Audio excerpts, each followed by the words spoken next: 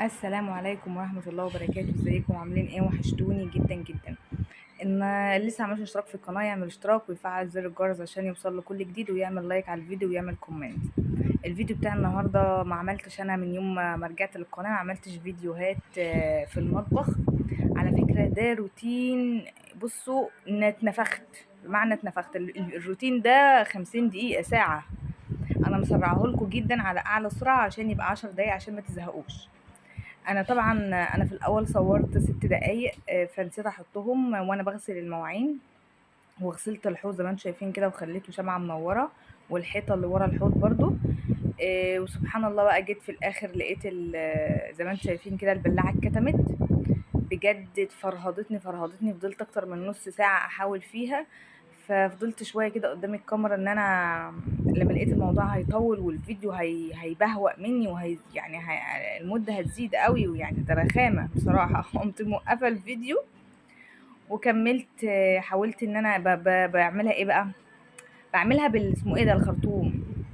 انا عندي بتاع تاني كده شارياه من محل السباكة، بس بصراحة دورت عليه ما لقيتوش. فالخرطوم ده بدخله في البلاعة عشان يطلع في البلاعة بتاعة الحمام في اي حاجة يزقها. وطبعا انا ما عرفتش خالص. انا اصلا قرفانه احط ايدي في الميه، وكنت بجيب شنط كده واحط ايدي فيها علشان خاطر الميه ما توصلش لايدي. يعني انا ما بحبش اسلك البلاعات ولا الجو ده، بس انا هعمل ايه يعني؟ انا بغسل المواعين والحوض والبلاعه اتكتمت مني، اسيبها كده؟ لا، لازم اتصرف طبعا. طبعا وكمان ان انا اللي كنت عايز اللي خلانيش ان انا اكمل بقى بقيه اللي انا هقول لكم عليه. انا غسلت المواعين طبعا، والفيديو بتاع غسيل المواعين ما جاش لانه كان اتقص لوحده كده، فما حطيتوش. المهم استغفر الله العظيم يا رب. اخيرا كانت سلكت وقمت جايبه المساحه كده والميه والسلكه وغسلت كده يعني غسلتها بالسلكه علشان خاطر كانت ملزقه والنمل وكده. الغسالة بتاعتي بايظة زي ما قلت لكم في الفيديو اللي فات. وعندي كوم هدوم ما حصلش. الراجل اللي جه شافها امبارح قال لي اللي خد المروحة، وقال لي ان المروحة باظت فهيجيب لها قطع غيار، وان شاء الله بقول على يوم السبت هيدور عشان النهارده الجمعة اجازة. فلسه هيدور، بيقول لي يا رب الاقي كمان. فطبعا انا ايه، ما عرفتش اغسل ومش هغسل. قعد بجد يعني انا الهدوم كلها وسخه ومش نظيفه، لان انا والعيال بنغير اكتر من غيار في اليوم. فانا مليت الحله السخنه ديت ميه وحطيتها على البوتاجاز وحطيتها في البلاعه عشان لو في اي دهون او اي حاجه الميه السخنه تسلكها يعني. تمام. وبعدين هامله الحله دي ميه، وهعمل النهارده مكرونه بالبشاميل معاكم. بصراحه طلعت تحفه، هتشوفوا الفيديو بتاعها في اخر يعني في اخر الفيديو حاجه كده اقسم بالله رهيبه. وحياه ربنا اول مره في حياتي اعمل مكرونه بشاميل حلوه. بامانه. انا عندي الكرومبتين دولت امي شارياهم لي من امبارح من السوق. فانا لان انا بحب جدا اخزن الكرومب عندي في الفريزر، بحيث ان انا في اي وقت عايزه اعمل محشي. وكنت بخزن برضو الشبت والكزبره الخضره في الفريزر.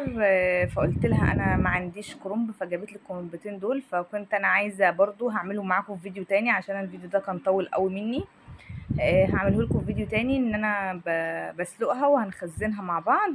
وان شاء الله الفيديو اللي بعد كنت حابه انه يكون في فيديو واحد، بس الفيديو ده طول مني مش عارفه ازاي بسبب التفاصيل الكتير اللي بتحصل فيها.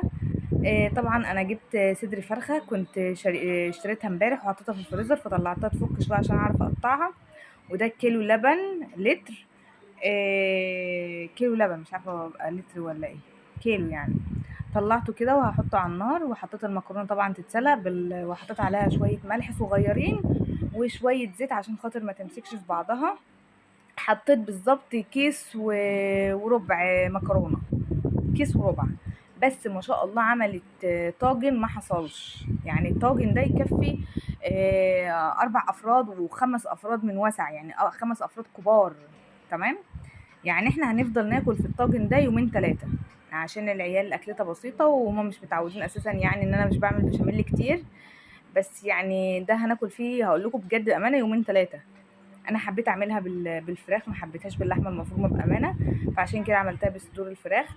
جبت البصل ونضفته علشان خاطر ان انا اتبل لما اقطع، يعني قلت ايه اما اجهز البصل واقطعه عشان لما الفراخ كده يعني تفك شويه من التلج. طبعا انا بملي الطبق ده عندي كده بتاع كده بماسوره عشان ميه اوقات كتير بتقطع عندي، فالعيال ما شاء الله يعني مغرقين بيستسهلوا مثلا لما ايديهم بتتوسخ من ايس كريم من شوكولاته بيقولوا يا ماما احنا رايح نغسل، فبقول لهم ماشي، فبيفضوه يوميا ليا، مش بيفضوه قوي يعني بيفضوا نصه كده. فانا كنت بملى الميه عشان ايه يعني اكمله. جبت البصل وبشرته تمام، وطبعا المكرونه على النار واللبن على النار، وطبعا كنت واخده بالي عشان خاطر اللبن ما يفورش، مجرد ان اللبن يعني حاولت اركز جدا في الموضوع ده ان اللبن ما يفورش مني. قلت لما دول يتسلقوا بقى ويكون اللحمه الفراخ اتفكت شويه اجيب الكرومبه ديت ويعني ايه اجهزها عشان لما اخلص اعمل ايه اسلقها برضو معاكم، يعني دي كانت نيتي. طبعا الكهرباء عايزه اقول لكم ان هي قطعت عليا في لحظه في الفيديو، هتلاقوا ان الاضاءه باظت بسبب ان الكهرباء قطعت، فانا كملت طبعا عشان خاطر لو انا استنيت الكهرباء ما جاتش غير بعدها يجي بساعه الا ربع. فطبعا مش عايزه اقول لكم كميه الواحد بيبقى حران، يعني كنت جبت المروحه في المطبخ عشان تهوى عليا، طبعا برضو كنت بقفلها شويه عشان خاطر النار. الكرومبه بسم الله ما شاء الله كبيره وورقها كبير، كنت بحاول بقدر الامكان ان انا ما اقطعش الورق. بصراحه عندي طريقه، في ناس بتسلق الكرومبه كلها في الميه، بس انا يعني ما بحبش كده، انا بسلقها ورقه بورقه. بحط ميه طبعا وفيها شويه ملح وخلاص في السليق يعني، وما بهريش الورقه طبعا وانا بسلقها. طبعا المكرونه كانت سلقت، فانا حطيتها في المصفى وغسلتها تمام زي ما انتم شايفين كده، وحطيتها على جنب. لا اله الا الله. وبعدين لقيت اللحمه كده الفراخ تقريبا كانت فكت شويه، فهروح اقطعها دلوقتي معاكم. قطعتها كلها، ده يعني ده 600 جرام على فكره، انا عملته كله عشان خاطر يبقى فيها لحمه كتير، عشان خاطر ما ناكلش مكرونه بس بشاميل، لا يبقى فيها طبعا بروتين يعني، ده انتوا عارفين.